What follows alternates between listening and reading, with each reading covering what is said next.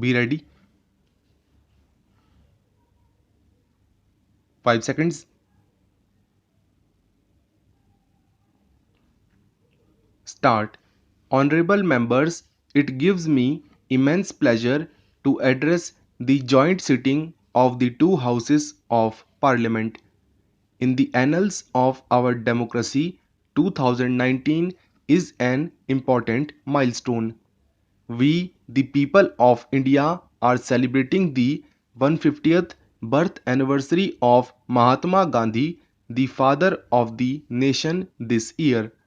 13th April this year will also mark 100 years of the tragic massacre at Jallianwala Bagh. On behalf of the entire nation, I bow to pay tribute to all those martyrs who sacrificed their lives for a bright future for us. This year, our country will also celebrate the 70th anniversary of the Constitution Day.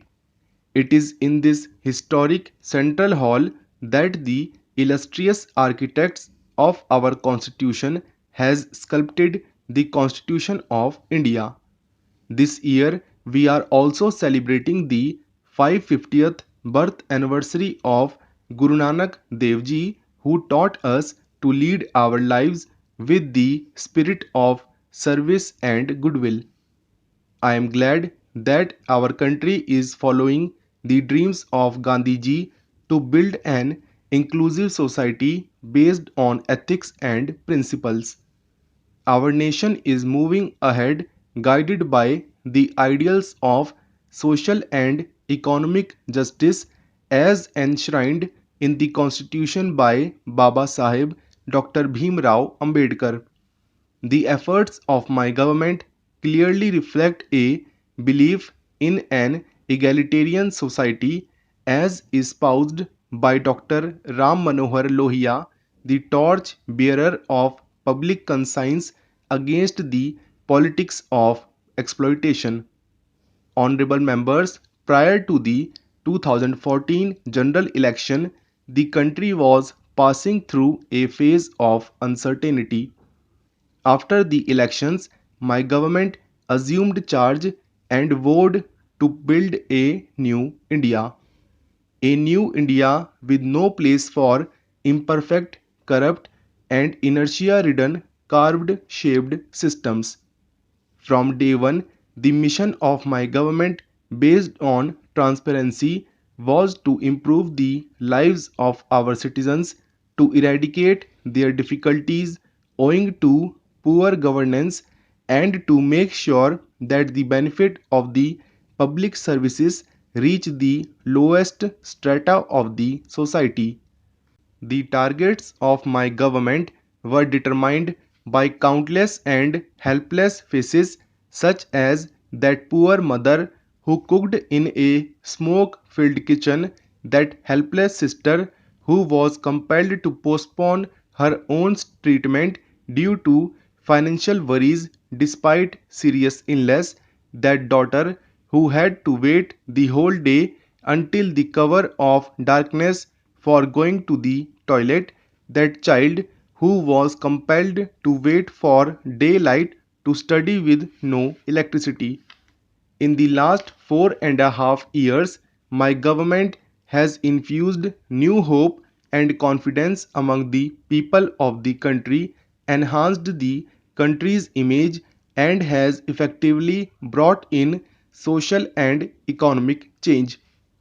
As a result, my government has been able to win immeasurable affection and trust of the people. The main goal of my government is to improve the life of every Indian.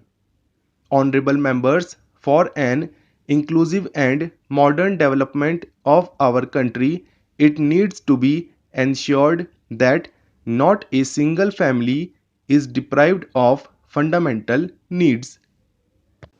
My government, which is sensitive to the needs of the common people and understands their pain, has prioritized provision of basic amenities, addressed health concerns of the people, and implemented the government schemes at an unprecedented pace after restructuring them. Lack of toilets had forced crores of Indians, especially our daughters and daughters-in-law, to lead an undignified and unhealthy life. Under the Swachh Bharat Abhiyan, more than 9 crore toilets have been constructed. It is the outcome of this mass movement that coverage of rural sanitation that was less than 40% in 2014 has increased to 98%. According to an assessment, because of the toilets built, numerous poor persons have been spared of various kinds of diseases and more than 3 lakh lives have been saved. In the year of the 150th birth anniversary of Mahatma Gandhi, we must remember that we have resolved in his memory to achieve Swachh Bharat by 2nd October. Honorable members, many of our mothers, sisters, and daughters used to suffer from various illnesses because of smoke filled kitchens, which also affected health of the entire family, and much of their effort and time were spent in collecting firewood. My government has provided more than 6 crore cooking gas connections to such sisters and daughters under the Ujjwala Yojana.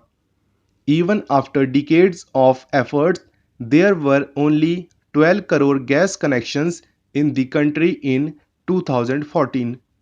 In a short period of last 4.5 years, 13 crore families have been provided gas connections.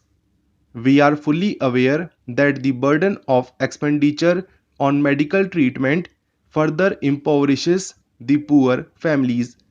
My government, which empathizes with this pain, has launched the Ayushman Bharat Yojana last year. Under the world's biggest healthcare scheme, Pradhan Mantri Jan Arogya Abhiyan, 50 crore poor are eligible for availing treatment up to rupees 5 lakh per year per family in case of a serious illness. In a short period of 4 months, more than 10 lakh poor have already availed free treatment from hospitals under this scheme, which is a remarkable achievement.